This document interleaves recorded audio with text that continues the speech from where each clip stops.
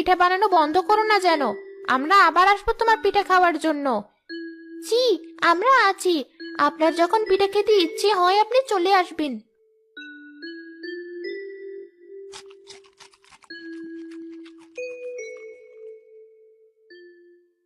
আরে, পিঠাগুলো দেখছি সত্যিই খেতে অনেক মজার ভাই।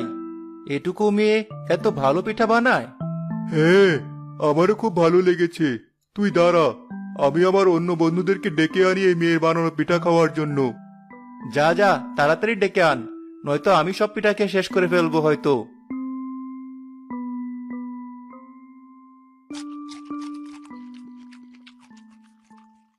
মিষ্টির পিঠার দোকানে একে একে মানুষের ভিড় বাড়তে থাকলো।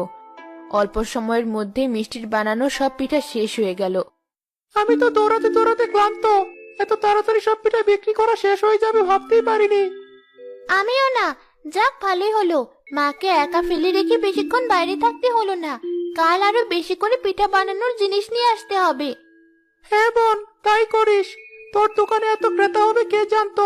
এখন তো মনে হচ্ছে তোকে সাহায্য করার জন্য আরো লোক লাগবে। কিরে মিষ্টি, তোর পিঠার দোকানের কি খবর?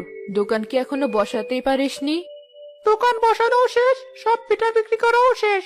আপনি তো আসতে দেরি করে ফেলেছেন, তাই আমরা দুজন সব গুছিয়ে নিয়ে চলে যাচ্ছি। মিষ্টি, তোর ভাই কি বলছে? এত তাড়াতাড়ি এতগুলো পিঠা বিক্রি করা শেষ তোর? হ্যাঁ চাচি, সবে আপনাদের দোয়ায়। আমি আরো আমার পরিচিত মানুষজনদের তোর দোকানে নিয়ে আসলাম তোর হাতের বানানো পিঠা খাওয়াতে। এখন দেখছি তুই একাই সব সামলে নিয়েছিস। আমি জানতাম তুই পারবি। একদিন তোর দোকানের লাইন ধরে সবাই পিঠা খাবে দেখিস। ধন্যবাদ চাচি, আপনি আমার উপর বিশ্বাস না রাখলে আমার এত দূর আসা সম্ভব হতো না।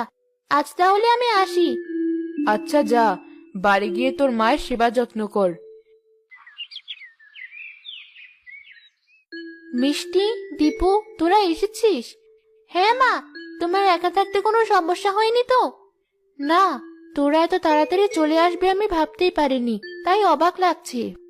মা জানো, আজ অল্প সময়ের মধ্যেই আমাদের দোকানে বানানো সব পিঠা শেষ হয়ে গিয়েছে।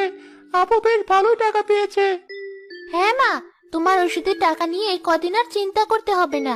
এভাবে আর কিছুদিন পিঠা বিক্রি করতে পারলে তোমাকে খুব তাড়াতাড়ি শহরে নিয়ে গিয়ে ডাক্তার দেখাতে পারবো। তাই বুঝি? আমাকে নিয়ে এতদিন খুব চিন্তায় ছিলি তুই। এই ছোট বয়সে কত দায়িত্ব কাঁধে তুলে নিয়েছিস। মা, তুমি বিশ্রাম নাও, আমি কালকের পিঠা বানানোর সব জিনিসগুলো তৈরি করে রাখছি। আচ্ছা যা। মিষ্টি প্রতিদিনই বাজারে গিয়ে পিঠা বিক্রি করা শুরু করলো। আস্তে আস্তে তার মজাদার পিঠার সুনাম গ্রামে ছড়িয়ে পড়লো। তার পিঠার বিক্রিও আরো বেড়ে গেল।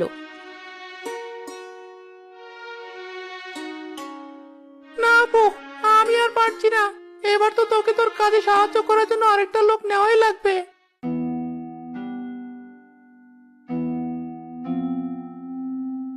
খুব ভালো বেচা বিক্রি হচ্ছে দেখি তোমাদের পিঠার দোকানে।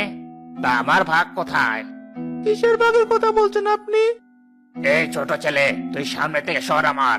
তোর বোনকে কথা বলতে দে। এই মেয়ে, আমার ভাগের টাকাটা দাও। কোনো গন্ডগোল না চাইলে আমি চুপচাপ চলে যাব। কিন্তু আমার কষ্টের টাকায় আপনার কিসের ভাগ? জানো না বুঝি? অবশ্য বাচ্চা মানুষের না জানারই কথা। এই বাজারে যাদের দোকানপাট আছে তারা সবাই আমাকে চাঁদা দেয়, আর তার বদলে আমি তাদের শান্তিতে থাকতে দেই। তবে নতুন দেখে কিছু বলছিলাম না। ভেবেছিলাম সপ্তাহ পার হলে তুমি নিজেই আমার সাথে দেখা করতে আসবে, কিন্তু আসনি যেহেতু আমি নিজেই তোমার সাথে দেখা করতে চলে এলাম। আমি আপনাকে কোনো টাকা পয়সা দিতে পারবো না, আপনি আসতে পারেন। কি বললি? যেখানে বড়রা আমার বিরুদ্ধে কিছু বলার সাহস পায় না, সেখানে তুই এতটুকু মেয়ে হয়ে আমাকে এ কথা বললি? মতে আর চিক্কু, এই মেয়ের পিঠার দোকান ভেঙে দে তোরা। দাঁড়ান দাঁড়ান, কি করছেন আপনারা? জিনিসপত্রগুলো এভাবে ছড়িয়ে মারবেন না। আমার ভুল হয়ে গেছে, আমাকে ক্ষমা করে দিন। আমার মাকে ডাক্তার দেখানোর জন্য দ্রুত অনেক টাকার প্রয়োজন, তাই। তোর ওসব কথা শোনার সময় আমার নেই। আর যদি কখনো তোকে এখানে দোকান বসাতে দেখেছি, জানে মেরে ফেলবো। একটা বাচ্চা মেয়ের সাথে সামান্য কয়জন চাঁদাবাজ মিলে এমন আচরণ করছে, আর আপনারা সবাই দাঁড়িয়ে দাঁড়িয়ে দেখছেন। আপনাদের বিবেক বোধ কোথায় গেল? আপনাদের জন্যই ওরা আজ এত দূর আসার সাহস পেয়েছে। আজ প্রতিবাদ না করলে সারা জীবন ওদের কাছে নির্যাতিত হয়ে থাকতে হবে আমাদের। চাচি তুমি? উনি তো ঠিকই বলেছে, অনেক হয়েছে, আর না। সবাই মিলে ধর ওদেরকে। আজ এই গ্রাম থেকে চাঁদাবাজগুলোকে তাড়িয়েই ছাড়বো। হ্যাঁ, চলো সবাই। সবাই মিলে চাঁদাবাজদেরকে গ্রাম ছাড়া করলো।